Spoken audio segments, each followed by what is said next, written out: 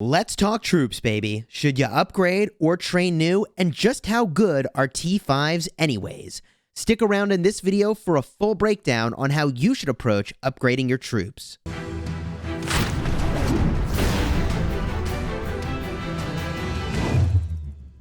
Hello, my friends, and welcome back. I'm Chisgule Gaming, a sponsored content creator for Rise of Kingdoms, and when I look back at my old videos, I realized I really needed to do a sequel to my video on upgrading troops from T4 to T5. Is it worth it or is it not? We'll give you an answer really quickly in this video, and then we'll go way in depth on what I think the right choices are. So to give you that very quick summary, before we even go very far into this video, the answer is as follows. T4 units are way cheaper to heal and maintain.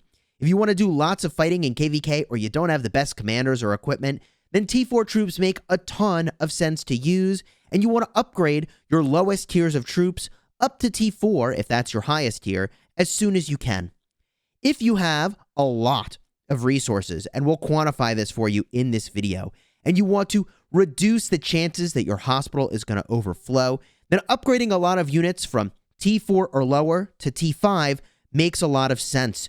You get more punch with your T5 units. However, the healing cost is massive. It's going to take more resources and more speed ups to get the job done. And by the way, T5 units are slower than their T4 equivalents. So you can see the march speed here is a base of 80. And if we look at the T4 unit, the march speed base is 85. All that armor does weigh them down. By the way, if you're getting value from this video, do me a huge favor, smash the like button on this and consider subscribing for daily Rise of Kingdoms videos. Let's get into the details. What do you need to know about upgrading new troops or training new? We gave you the summary already, but here's the details. For new players, the first thing I need to remind you is that 24/7, you want to have troops training. So that means that if you can't go and have troops training overnight, if you upgrade from a lower tier, then you should train new troops. And although I generally will advocate that you should be upgrading your troops rather than training new ones, with a few exceptions here, I do want to make sure you have these buildings, all your troop training buildings, going 24/7. So that's your first priority. But now let's talk about your hospital. Your hospital has limited capacity. You can see normally, for me, it's 390,000 when I've got everything maxed out and I'm VIP 17. This hospital capacity roughly doubles when you're in KVK.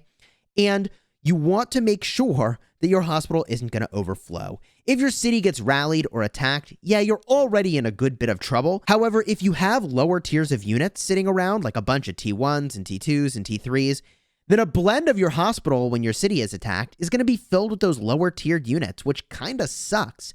And although technically a city defense performs better by having just a huge volume of troops, even if they're lower tier, and I'll have a card up in the top for a trap city design that tries to do this, I don't really like that approach. I like to have as few low tier units as possible. So if you have T4s available to you, I will make the argument that literally every troop you have should get upgraded from a lower tier to a higher tier, with perhaps the exception of some number of T1 siege that you can use to gather, with perhaps the exception of some number of T1 cavalry that you can use to go and get runes. I only use one. I should arguably have a couple in case my unit ends up in the hospital for some reason, but you get the idea here. If you have T5 troops available to you, that's where things get a little more tricky around the blend of T4 and T5.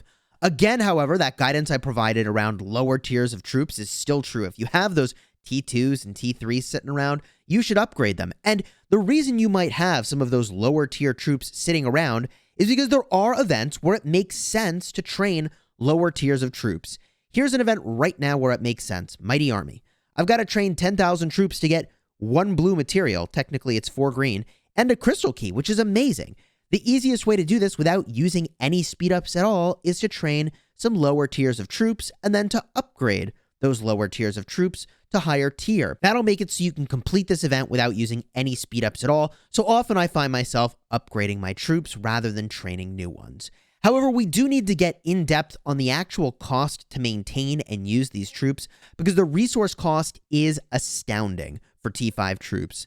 Let me just break this down for you real quick. If you wanted to heal 1 million T5 infantry, okay? 1 million T5 infantry, healing them. is going to be 320 million food and wood, 160 million gold, and it's 17 and a half days of speed ups. That's after helps. Ouch.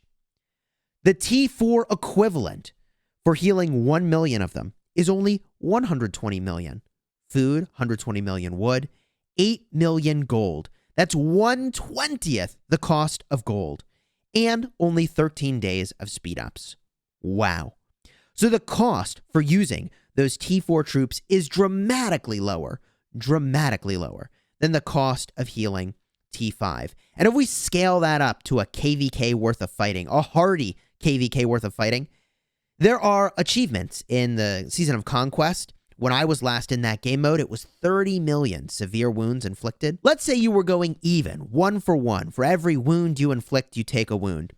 If you're using T4, that is going to be 3.6 billion food, 3.6 billion wood, and 240 million gold, 395 days of speed ups to inflict and take 30 million T4 casualties. Oof.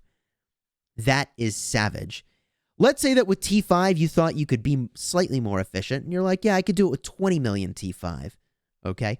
That's still 6.4 billion food, 6.4 billion wood. I mean, it's practically double the resources there, and it's 3.2 billion gold. Oh my God. 351 days of speed ups, and that's assuming about 95% healing speed and helps, by the way, for those 20 million T5s. Ouch. So why am I telling you all this? For most players, and even for me as a big spender in Whale, I need to be thinking about having some number of T4 units around in case I need that efficiency desperately, which could be. It could be. In the new version of Heroic Anthem KVK, we don't quite know what that technology boost is going to look like yet. So we don't yet know what the gap is going to be between the biggest spenders and the free-to-play players. We're entering KVK very, very soon on this account, Strife of the 8.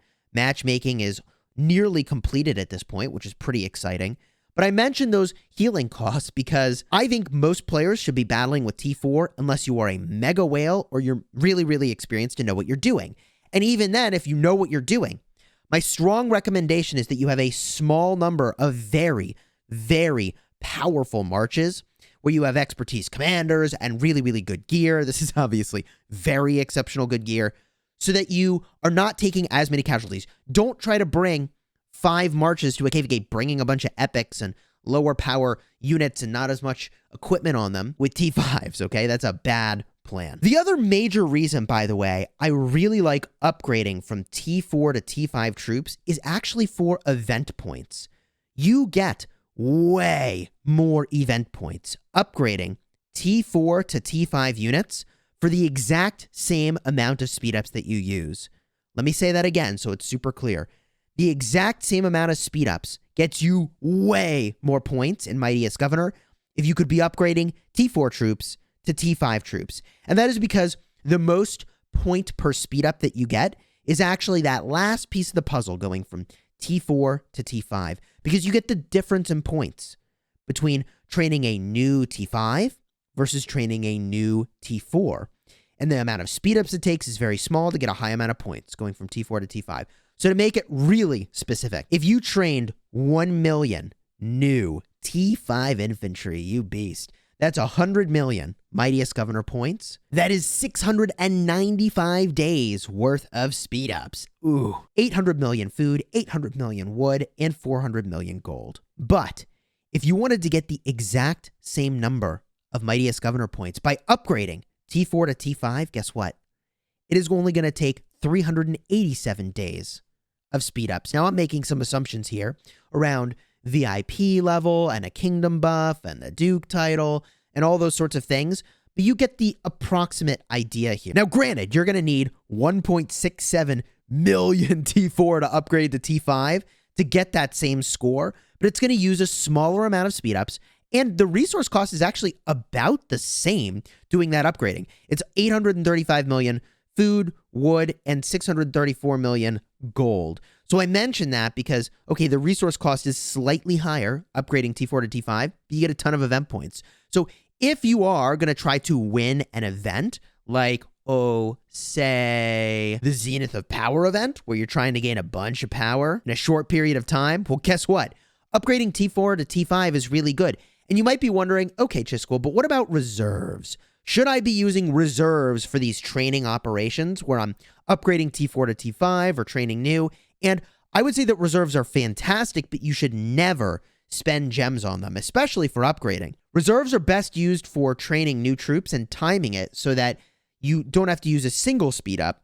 You finish all of your troop training during the desired event. Now, just for perspective, a reserve in the shop for VIP is going to run you 2,000 gems to get 20,000 more troops. If you were to do the exact same training, but without the Duke title, so you still have a rune, there's still a kingdom buff going on, right? Instead of being able to train all those troops with the Duke title, they pass the Duke title on to somebody else because you're slow training. You're still better off gemming the speed ups necessary, because the 8-hour speed ups are 240 gems a pop.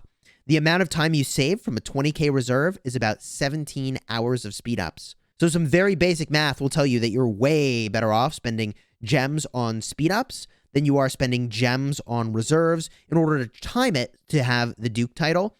Just slow train, upgrading T4 to T5. It's going to take a really long time, but do it without the Duke title, and that's perfectly fine. Now, a few other considerations about T4 and T5. One other advantage of T4 troops is that they are actually faster. You can see the base march speed of infantry is 70 for a T4 unit, and for a T5 unit, that base march speed is 65, so they are definitely slower by a little less than 10%. The reason I mention that is that there is a little bit of an advantage to using those T4 troops. All that heavy armor is weighing them down.